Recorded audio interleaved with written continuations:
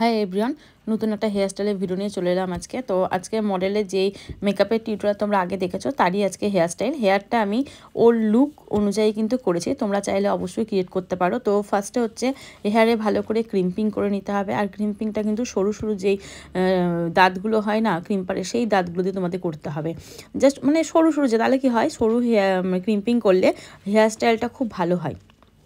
তারপর কিন্তু ভালো করে হেয়ার শাইন স্প্রে দিয়ে নিতে হবে। তাহলে কী হবে, ছোটো ছোটো যে হেয়ারগুলো থাকে সেগুলো কিন্তু খুব ভালোভাবে উপরে যখন আমরা লাইন্স করবো তখন কিন্তু বেরিয়ে আসবে না। পুরো হেয়ারে কিন্তু ভালো করে শাইন স্প্রে আমি দিয়ে নিয়েছি। তারপর মানে আমি যতটা, তোমাদের যতটা মনে হবে তোমরা ততটাই নেবে। আমি দেখতে পাচ্ছ পেছনে কিন্তু পনিটেল করে নিয়েছি। তারপর ব্যাক কমিং করছি পাফের এরিয়া অনুযায়ী। আমি যেহেতু সামনে লাইন্স করব তার জন্য পাফেও লাইন্স করব, আর ফ্রন্টে কিন্তু এস করব। তার জন্য কি করলাম, পাফের পুরোটা কিন্তু ব্যাক কমিং করে নিয়েছি। ব্যাক কমিং করার পর আমি আয়নার সামনে, সবসময়তে রিয়েল ব্রাইডের ক্ষেত্রেও কিন্তু আমি আয়নার সামনে দাঁড়িয়ে কিন্তু পাফটাকে দেখি। তো পাফটাকে কিন্তু পেছনে কিন্তু আমি ইউপিন দিয়ে আটকে দিয়ে তারপর লাইন্সগুলো করছি।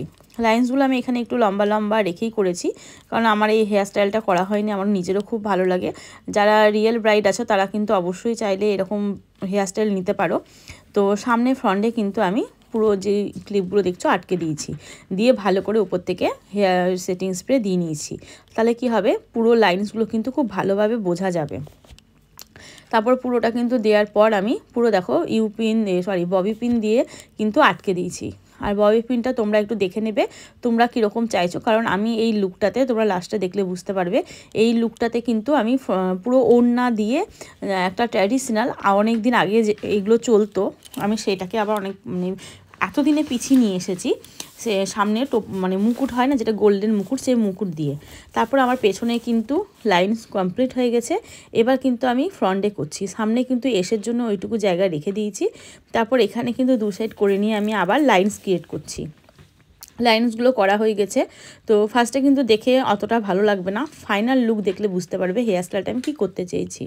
তো লাইন্স করে নেওয়ার পর এসটা করেছি। এসটা করার পর কিন্তু আবার 19 নম্বর টং দিয়ে কিন্তু আমি কার্লস করে নিয়েছি।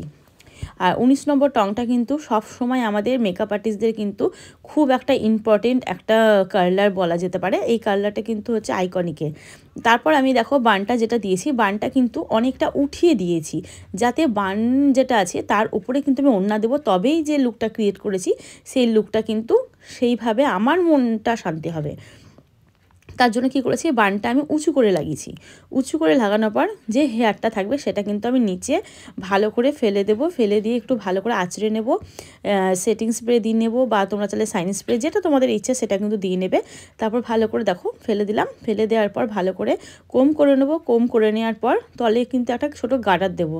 গার্ডারটা দেওয়ার পর ভেতর দিকে কিন্তু আমি এটা হেয়ারটাকে, যেটুকু বাড়তি হেয়ার আছে পেছন দিকে বা ভেতর দিকে নিয়ে কিন্তু লক করে দেবো।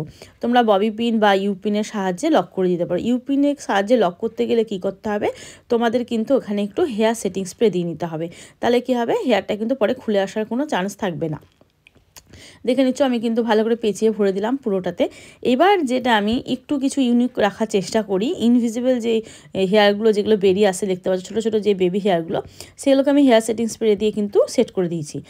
এইটা কিন্তু যে হেয়ার, এটা কিন্তু আমি নিজের হাতে বানিয়েছি এই ফ্লাওয়ারে হেয়ারে দেবো বলে। তো এখানে কিন্তু দুটো হেয়ার মানে ফ্লাওয়ার কিন্তু হেয়ারে যেটা দেবো দু সাইডে, এইদিকে দেখো উল্টো সোজা আছে, ওইদিকে উল্টো আছে, তবে ফ্রন্টে গিয়ে কিন্তু দুটো সমান লাগবে। এটা দেওয়ার পর আমার মনে হলো রোজগুলো তো এনেছিলাম, তো ঝিপসি পাইনি, তখন আমি ঝিপসি কিনতে দিয়েছিলাম, তো ব্যাঙ্গালোর ঝিপসির বদলে লোকাল ঝিপসি দিয়ে দেয়।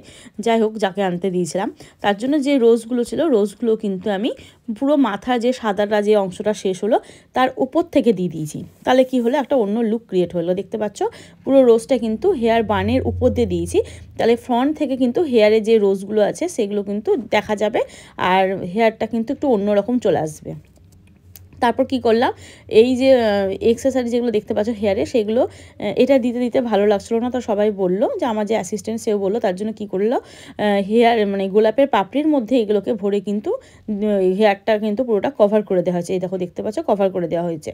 তারপর কি হলো, সামনে যে আমি তোমার গোল্ডেন যে মুকুটটা, যেটা আমার মোস্ট খুব ভালো লেগেছে এই লুকটাতে, ওটাকে আমি দিয়েছি। দেখতে পাচ্ছ দেখো সামনে কিন্তু টিকলি পরেছি, এই গোল্ডের মুকুটটা দিয়েছি, গোল্ডের মুকুটটার সাথে এই লুকটা আর এই যে কলকা করেছি অল ওভার সবটা আমার খুব ভালো লেগেছে। তারপর হচ্ছে ওড়না দেওয়ার পর কিন্তু লুকটা পুরো আরও ইউনিক লাগছে, তোমরা দেখতে পাবে। দেখো ওড়না দেওয়ার পর কিন্তু এটা ওড়নাটা দেওয়ার জন্য কিন্তু এই লুকটা। তো আমি কিন্তু ওড়না দেওয়ার পর শ্যুট শুরু হয়ে গেছিলো, আমি কিন্তু পুরো ভিডিওটা করতে পারিনি ভালোভাবে। তো যারা দেখছো পরে একটু ফলো রেখো, আমি ওড়না দিয়ে যখন ভিডিও আসবে তখন কিন্তু নিশ্চয়ই আপলোড করব, তোমরা দেখতে পাবে। আর যারা ক্লাস করতে চাইছো ঝটপট স্ক্রিনে দেওয়া নাম্বারে কিন্তু জয়েন করে ফেলো, যারা ব্রাইডাল বুকিং করতে চাইছো তারা কিন্তু ঝটপট স্ক্রিনে দেওয়া নাম্বারে কিন্তু বুকিংটা করে ফেলো।